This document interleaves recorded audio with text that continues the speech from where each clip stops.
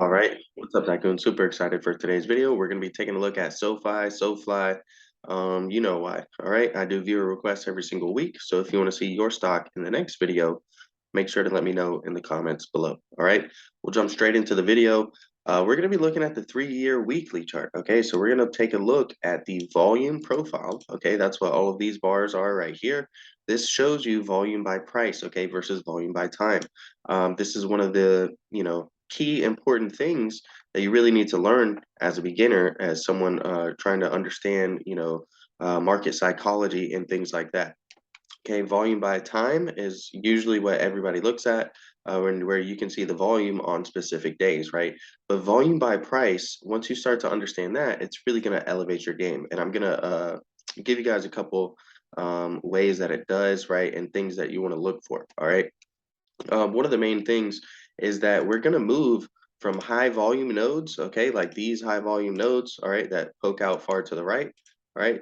We're gonna move from those areas, okay, to high volume nodes, all right. So we're gonna move from high volume node to high volume node, all right. The reason that that's important is because these areas where there's extremely low volume nodes, okay, these are what I like to call volume gaps, all right? And essentially what happens is the price of the stock or whatever security you're looking at, right, is going to move quickly through the volume gap, right? Because, volume is what drives the market, okay? And so, it's going to move from an area of high volume to another area of high volume, right? And quickly move through those areas of low volume. All right. So once you start to understand where the volume gaps are, right, and where you have the potential to quickly move to a higher volume node, it's really going to help you out a lot and give you some, overall context. Okay, so that's what we're doing right now. Okay, SoFi is down in this range right here. As you can see, this is actually the highest volume area right now. With that being said, why are we seeing so many buyers, right? It hasn't even been at this price level in the past 3 years. Okay, this is it's made new lows in the past 3 years.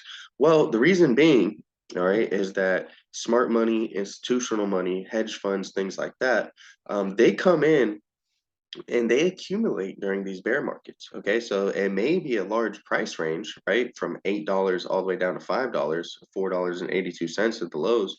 It may be a very large price range, right? But we can see that the actual volume is extremely high right here. Okay, so for every buyer, there's a seller, and for every seller, there's a buyer, right? If you have retail traders capitulating, right, and just selling everything because they had SoFi when it was $15, when it was $20, when it was, $25, things like that. And now it came down to $8, all the way down to 482. That could have been our capitulation, right? But the main thing and the reason that I'm showing this for you guys, okay, because SoFi can definitely go lower, but we're gonna go over, some possible bullish setups, right? And why it does look like if the market overall continues to rally, SoFi has a good chance of performing well in that market rally. Okay.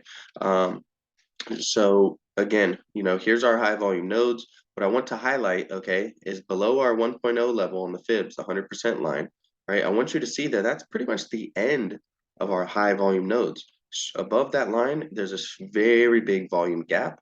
And look at where the 1272 is on the fibs. It's right where the volume picks back up. Okay, and look at the 161.8. It's right there in that big volume node right there. So we're going to look to see if we can break past in the buyers that are active in this area, if they can push the price higher, get past $8.05 right at the 1.0 level on our fibs, and come up to these other price targets. Okay, now I just wanted to show you this using the volume profile, just to kind of show you guys. All right, and above there, we have the 261.8. Again, you look, we get past that 985 level at the 161.8 on the fibs, another volume gap right there. Okay, so really interesting stuff to see what's going to happen. We're going to zoom into the daily chart now to get a better look at it. Okay, and just so you guys can see some of the recent momentum and understand some of the recent price action, and really just give you my technical analysis on what is happening right now with SoFi. So now that we've got our daily chart pulled up, okay, we're gonna go over, 3 or 4 of the main things that I like to cover in my channels on my technical analysis. And as you start to watch my videos and get more familiar, and start to use these, indicators and these strategies in your own trading, you'll start to see, you'll get a better understanding of the price movement and the price action, and also look at some better trading setups. Okay, the first one is going to be gaps. All right, it's highlighted by these two boxes here. These gaps in the stock market fill 90 to 95% of the time historically. The biggest question is when, right? So you never know when they're going to fill. Okay, if you look, these gaps were created all the way back in April. All right, we're now approaching August. Okay, so it's been a few months, and we still have not even gotten close to filling this gap. The high we did get pretty close right after earnings. We shot up to $8. We have a gap up to 8.50, and then a gap up to 9.09. All right, so the next time those will fill will be in a bull market cycle. Okay, whether it's short term or long term, and you're just gonna have to wait and set some alerts, but it's a really good opportunity for day trading or swing trading if you know that these levels are going to fill shortly. When you're near them, right? We could come up near them, and you can see it, and basically just play, seeing if we fill them. Okay. The next one is going to be bullish divergence, which I cover that in a lot of my videos. It's really helpful, all right, and really beneficial to actually get some good info, when you're watching these videos on YouTube and stuff like that. A lot of times I would see things, and people are just like, "Hey, well, I bought in and it went up, and it could go down tomorrow or it could keep going up, and I'm not gonna, I just want to stay out of it." But that's not what I'm trying to do, right? I'm trying to show you guys some of the strategies that you can use to actually spot and get this confirmation right. You always hear people talking about, well, spot your trade, right? Plan your entry, plan your exit, okay? And then, wait for confirmation. Well, what is going to be confirmation for you, right?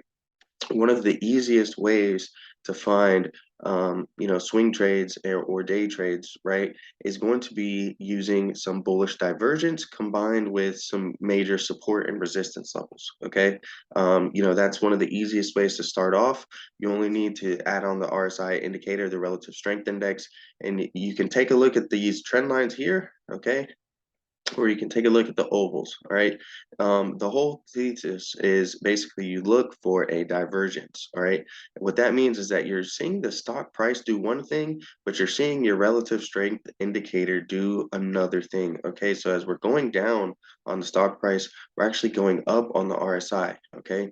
And so you can draw trend lines at these moments, right, where we have our low and then a lower low. Okay. This is a simple stock term that you should get familiar with, right?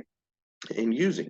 All right, it's going to help you, right, to be able to spot lower lows and then higher lows, right? So we went from $6 down to 482. The RSI went from 28 up to 30. Okay, so the relative strength actually increased as the price went lower. Okay, and you can see here we continue heading lower, right, but the relative strength is increasing at each time, and it's actually bouncing off of a trend line. We've got, here's our initial start, one bounce, two bounce, three bounces, four bounces, So you could have come in and seen that, okay, well, we dropped lower and then immediately ran up. We had some very nice little bullish divergence there. Okay. So let me draw a trend line out and extend it and see if we come back down and test this trend line. This is what I'm going to look for a buy entry, right? I'm going to come in here and I'm going to, let's say, you'll go in, right, with whatever your risk management size is, your position size. You enter in here, okay, and you can just wait to see if it just holds the trend line. As long as it's holding the trend line, the RSI is continuing to go up, right, meaning that the relative strength of the stock is continuing to rise, right? The price may keep falling, but if you buy it at the bounces, most likely within a short, within the near immediate future, right, which is why people look at it, is because it's an indicator that there may be potential bullishness in the future if you're looking at bullish divergence, right? So you can come in here, other traders are going to be seeing this, right? Other people looking at this are going to be seeing it. And so when you have all of these things combining together, that's kind of when you get your pops, right? Now you can't ever tell when it's going to be the big rally, right? If you look here, you had your low, lower low, low, higher low, and then we went on a massive rally from like $5 up to $8. Okay, look at the next time when we tested it. We bounced here, okay, and we went from 551 up to 617. So not as impressive of a rally, okay? And then we come back down, and what do? We actually had a little bit lower on the stock, but again, we're bouncing off of that RSI trend line. Well, that time, okay, we go from 546 up to 622, okay? And then we fall back down again, and look, we're heading even lower on the stock price, but we're still maintaining the RSI. So, my favorite thing is to just catch the little pops, right? So you come in here and you say, hey, we're bouncing off of the RSI. You come in and you ride that little bit of momentum upwards, that possible short-term bullish momentum, and then you take some profits quickly, right? Because if you're trading options contracts, if you get, a 20% move on the stock or a 5% move on the stock, the gains on your option contracts are going to be much larger because they're highly leveraged assets, right? So, you don't have to be perfect and hold it, from the bottom all the way up to the top like this. But if what you can do is you can set a trailing stop loss or set a stop loss, things like that to let you stay in the play, right? So each one of these times you could have come in, boom, got your profit, maybe set like a -5 or 10% stop loss, and then boom, those get stopped out on your options contracts, right? Then you enter the next time it bounces off of the trend line. Boom, you ride that momentum up, come back down, you get stopped out, and then boom, you say, all right, well, we're bouncing off the trend line again. So this is an opportunity where it gives you one, two, three, four times to enter, okay, just off of using bullish divergence. All right. If you want to get really, really good and technical with it, you can use your fib levels, okay? And you can come in here, and now when you have an entry, right? Like let's say you're coming in here and you're looking to see how far up are we going to go, right? Where should I set my stop losses? You put your swing highs to your swing lows, all right? And let's say you entered here off of this last time because you missed these, right? You just now found it. You've been looking for bullish divergence in the market. You just found it on SOFI, and you said, next time we come down and test this trend line, I'm going to go ahead and enter in, but I want to know where my support and resistance levels are so that way I can, set a stop loss or something, right? Well, you do that, you come in, you enter on this play, you see that we immediately come up, and where do we face resistance? Right here at a 23.6, all right? But the next days, we're able to open and close above it, open and close, we hit resistance again. The next day, we try to rally up past it, okay? But we're holding the support at 583. So you know that you don't have to exit your bullish play, right? Because now you have some support and resistance lines on here, and you're saying, well, we're keeping this bullish momentum, and all we did was hit resistance. If we don't break support and start opening and closing below my support level of 583, I'll stay in the position, right? Because if you got in down here, you already rode that momentum up. So you have, you're in profit already, and you can afford, to let it come down a little bit and still get out of the play with profit. Okay. But if it doesn't come down, you just keep riding the momentum upwards, right? And then once it breaks past this resistance line, you look here and you say, okay, well, now this is my new resistance line. If we break below 625 and start trading below there, then I'll go ahead and take my profit, because again, we got in down here, and you can just keep that trend going and going until you hit your own personal profit goals, right? Because at the end of the day, everybody's goals are different, and I have no problem with getting in and out of the market, and trading stuff 1 day, 2 day, 3 days. But a lot of people do really well, holding something for a month, holding something for 2 weeks, 2 months, right? We have a lot of really, really good swing traders in the Discord, in the Options Trading Tycoons Discord, that they swing trade with 5 figures, 6 figures. So it really just depends on your strategy, and how confident you are in the move and your analysis, right? Let's say you initially got in. Let's say you initially got in here, okay, and you just bought in on that first bullish divergence and you wrote it up, okay. And then let's say you got stopped out eventually when it broke these support levels, okay, it broke two support levels, right? You can come in and you enter in on the next one, and let's say you're like, I'm gonna put a bag in this one, and I'm a swing trade it for like a month, and I want to see what happens a month from now, because I think we could head back up to like $8 or something. Well, it could have went lower, and let's say you would have got scared. The old you would have got scared because you bought in here, you thought you bought the dip, and then it rallied, and then a week later it's lower than what you bought it at, right? Well, you could have had faith looking at your RSI and saying that, okay, well, we're testing the trend line, we haven't broken it. When we break it, that's when I know that, okay, well, this play is probably no longer valid. And when the RSI is like closing below here, then you can look to see, that basically it broke the bullish divergence and that it's done. So that's been my analysis on SoFi. It was kind of a little bit of a rant and explanation on swing trading too. But all of my key levels are on here. And this is really some setups that you want to learn and start playing. Okay, things do look a little bit gray.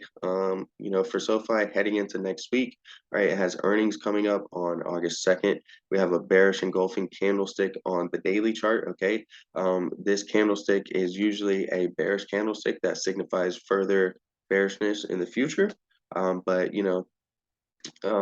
anything can happen. Okay, but typically that is what happens. If you look at the last bearish engulfing right here, we had a bearish engulfing candlestick. All right, and then it fell down and broke a lot of these major support levels. All right, so earnings is going to be really risky if you're trying to play SoFi coming up. So keep that mindful. But the valid support levels and resistance levels are going to be these. Okay, we got $7.43. We got $6.94, $6.06, 6.25, 5.83, and 5.14. All right. Now remember what I said about those high volume nodes. We're currently in the biggest high volume nodes. So, I expect a lot of action, honestly, in SoFi between $8 and $5. And I expect, we could consolidate in these ranges, throughout the rest of this bear market, honestly. It wouldn't be a bad range to start accumulating, but there's a lot of risk involved with SoFi too. If you're trying to invest it for them in the long term, like 10, 15 years, you got to think what happens if they get accumulated or bought out by a different company. Is it going to be, the value per share? Is it going to be under what your average cost per share is? That's always a risk. Especially in a bear market like this where companies' valuations, drop tremendously. If the stock price gets below $4, or like $3 or $2 a share, let's say something like that crazy happens. Somebody like Warren Buffett or one of these hedge funds, millionaires, billionaires, conglomerate companies, they can easily come in and just purchase SoFi. They already have some crypto regulation. They have some nice infrastructure, and someone can just buy it. So got to keep that in mind. But things have been looking good on SoFi, and it's been popping. Oh my.